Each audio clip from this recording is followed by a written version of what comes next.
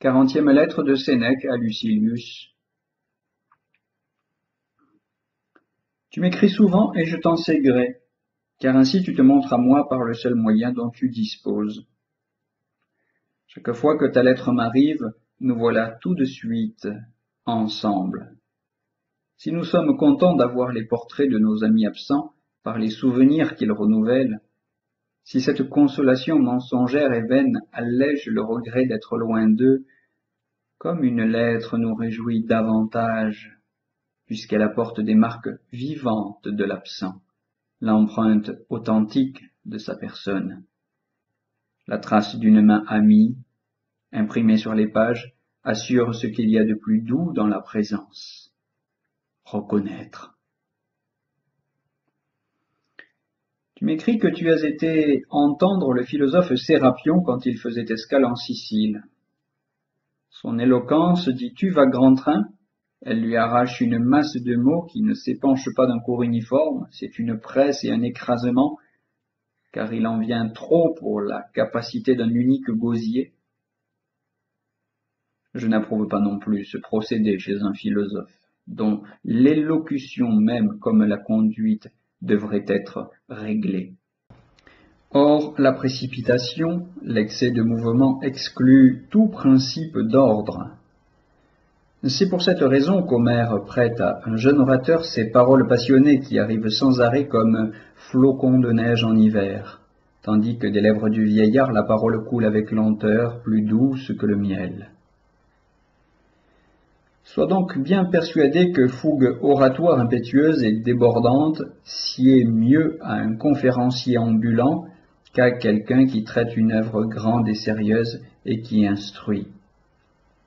Pour celui-là, je ne veux pas plus d'une éloquence qui distille les mots que d'une éloquence à toute allure. Qu'il ne m'oblige pas à tendre l'oreille et qu'il ne l'encombre pas. De son côté, la pauvreté, la sécheresse du débit rend l'auditeur moins attentif, ennuyé qu'il est de ces pauses, de cette lenteur. Toutefois, une pensée qui tarde à venir se fixe plus facilement dans l'esprit que celle qu'il faut saisir au vol. Enfin, si les maîtres ont pour rôle, dit-on, de communiquer des préceptes, n'est pas communiquer ce qui s'enfuit. Considère en outre que la parole qui travaille pour la vérité doit être à la fois réglée et tout unie. L'éloquence populaire n'a aucun rapport avec le vrai. Que veut-elle? Remuer la foule, entraînée par un coup de surprise des auditeurs sans jugement.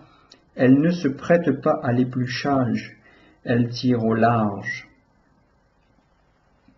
Or, comment pourrait-elle gouverner quand elle n'admet pas de gouverne?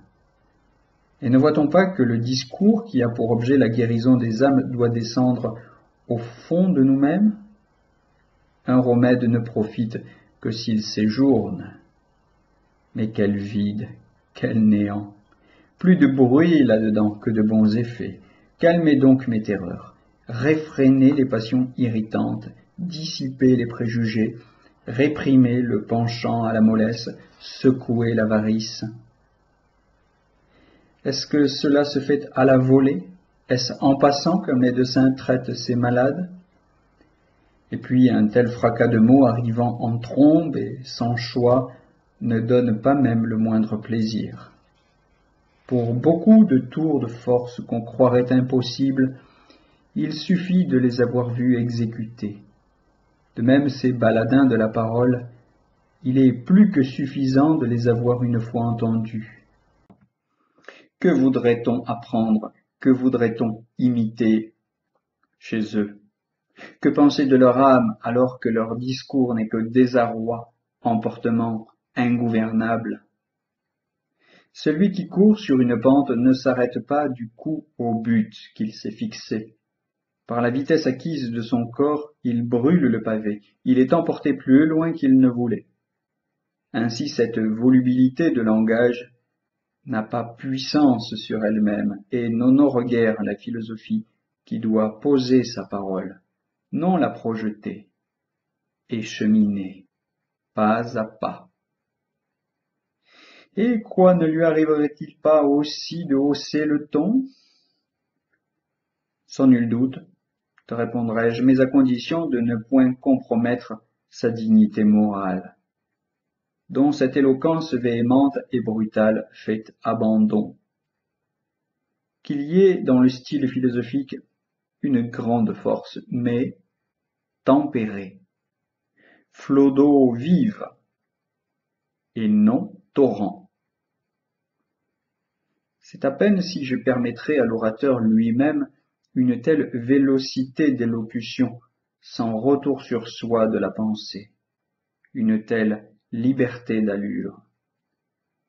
Le juge en effet pourra-t-il suivre s'il se trouve par surcroît lourdeau et novice? Même si le besoin d'un effet à produire ou sa passion déchaînée emporte l'orateur, qu'il ne hâte son débit que dans la mesure où l'oreille peut le souffrir. Tu seras donc sage de ne pas écouter ces gens qui visent à la quantité dans leur discours et non à la qualité. Suis plutôt, à la rigueur, la manière d'un Vinicius. Et quelle était-elle? Eh bien, on demandait un jour comment il parlait. En trénassant, répondait Aurelius. De son côté, Geminus Varius a eu ce mot. Vous lui trouvez du talent, je ne sais pourquoi. Il ne peut coudre 3 mots ensemble. Pourquoi ne préférerais-tu pas la manière de Vinicius?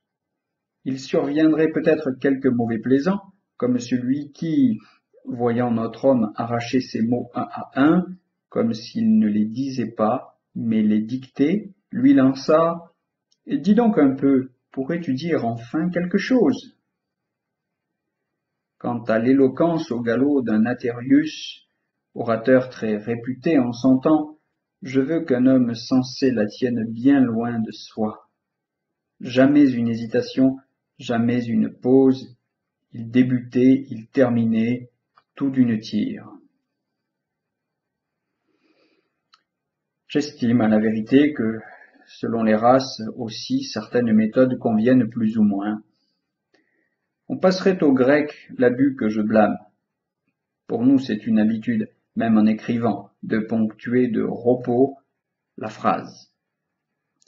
L'homme qui a donné à l'éloquence romaine son essor, notre Cicéron lui-même, allait au pas.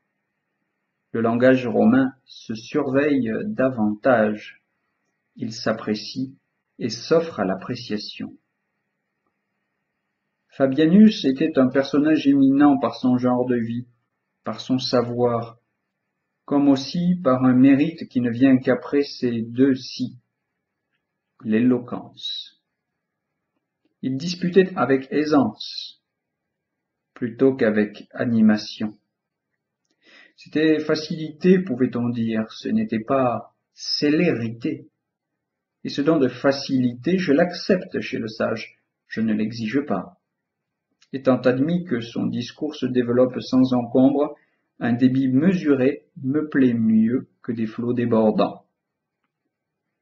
J'ai d'autant plus à cœur de te soustraire à cette maladie que dans cette affaire, tu ne peux autrement réussir qu'en perdant le respect de toi-même. Tu auras à te faire un front impudent, à ne point t'entendre parler, car cette course irréfléchie entraînera bien des choses que tu voudrais rattraper.